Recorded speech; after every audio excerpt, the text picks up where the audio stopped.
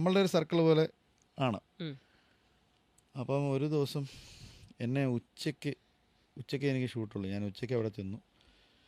അപ്പം നാട്ടിൽ എൻ്റെ ഒരു വളരെ വേണ്ടപ്പെട്ട ഒരാൾ മരിച്ചു. മരിച്ചു. അപ്പം തിരുവല്ല ഇവിടെ നാട്ടിൽ എറണാകുളത്താണ് ഷൂട്ടിങ്. അപ്പം പിറ്റേ ദിവസം എനിക്കിവിടെ ഷൂട്ടുണ്ട്. ഇന്നെനിക്ക് ഒരു സീനേ ഉള്ളൂ. ഇത് ചെയ്തിട്ട് ഞാൻ ഒന്ന് നാട്ടിൽ പോയാൽ അവരുടെ വീട്ടിൽ പോയി അതൊന്ന് കണ്ടിട്ട് എനിക്ക് പിറ്റേ ദിവസം രാവിലെ ഇവിടെ ഷൂട്ടിന് എത്താം. അപ്പോൾ ഉച്ചയ്ക്ക് ഒരു 3 മണിക്കെങ്കിലും തീർന്നാൽ എനിക്കൊരു 6 മണിയാകുമ്പോൾ അവിടെ എത്തി കണ്ടിട്ട് ഒരു 9 മണിയാകുമ്പോൾ തിരിച്ച് ഒന്ന്. എനിക്ക് ഉറക്കമൊക്കെ ഭയങ്കര നിർബന്ധമാണ് അഭിനയിക്കുന്ന സമയത്ത്. പിറ്റേ ദിവസം തീർച്ചയായിട്ടും ക്യാമറ മുന്നിൽ വരുന്നത്. അപ്പം ഞാൻ അതെല്ലാം ആലോചിച്ചിട്ട് ഒരു 2 മണിക്ക് തുടങ്ങുമെന്ന് വിചാരിച്ചു. ഞാൻ 12 മണിയായപ്പോൾ ചെന്ന് മേക്കപ്പ് ഒക്കെ ഇട്ട് ഡ്രസ്സെല്ലാം ഇട്ടിരുന്നു. 2 മണിയായിട്ടും തുടങ്ങുന്നില്ല. അപ്പോൾ എന്താണ് ഡിലേ? അസിസ്റ്റൻസിനോട് ചോദിച്ചു. അപ്പോൾ അവരവിടെ ഡിസ്കഷനിലാണ് എന്ന് പറഞ്ഞു. അത് 2:15 2:30 ആയപ്പോൾ എനിക്ക് മനസ്സിലായി ഇനിയും നിന്നാൽ ഇത് തീർന്നു. അപ്പം ഞാൻ അവരിരുന്ന സ്ഥലത്തോട്ട് കയറി ചെന്നിട്ട് അളിയെ തുടങ്ങല്ലേ എന്ന് ചോദിച്ചു. അപ്പം ഈ പുള്ളി എന്നോട് തുടങ്ങാറാകുമ്പോൾ ആൾ വന്ന് വിളിക്കുമല്ലോ, അപ്പം അവിടെ വെയിറ്റ് ചെയ്താൽ മതി, തുടങ്ങാറാകുമ്പം അസിസ്റ്റൻ്റ് വന്ന് വിളിക്കും. അതെനിക്ക് പെട്ടെന്ന് പുള്ളിയുടെ വായിന്ന് കേട്ടപ്പോൾ എനിക്ക് ഭയങ്കര സങ്കടമായി. ഞാൻ ചോദിച്ചു അതെന്താ? അഭിനയിക്കാൻ വന്നതല്ലേ, കൂടുതൽ കാര്യങ്ങളൊന്നും അറിയണ്ട, നിങ്ങൾ അവിടെ പോയി വെയിറ്റ് ചെയ്യുക, സമയമാകുമ്പോൾ അസിസ്റ്റൻ്റ് വന്ന് വിളിക്കും.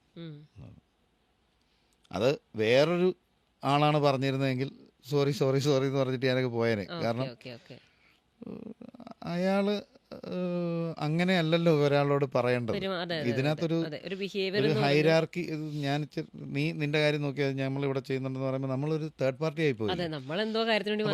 അങ്ങനെ എനിക്ക് ഇഷ്ടമില്ലാത്ത, എനിക്ക് പരിചയമില്ലാത്ത ഒരാളാണ് പറയുന്നതെങ്കിൽ, അല്ലെങ്കിൽ എനിക്ക് എത്ര അടുപ്പമില്ലാത്ത ഒരാളാണ് പറയുന്നതെങ്കിൽ അയാളെ നന്നാക്കാൻ ഞാൻ നോക്കത്തില്ല. അയാൾ അങ്ങനെ തന്നെ ജീവിച്ചോട്ടെ, ആ സ്വഭാവമായിട്ട് അങ്ങനെ തന്നെ പൊക്കോട്ടെ എന്നേ ഞാൻ വിചാരിക്കത്തുള്ളൂ.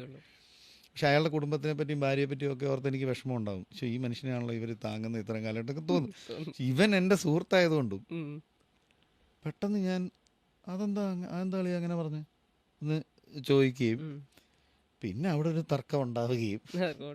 ഞാൻ സിനിമ ഒരു ഗ്രൂപ്പ് വർക്കാണ്, അങ്ങനെ നിങ്ങൾ അവിടെ പോയിരുന്നാൽ മതി, സമയമാകുമ്പോൾ വന്നാൽ മതി എന്നൊന്നും പറയരുത്.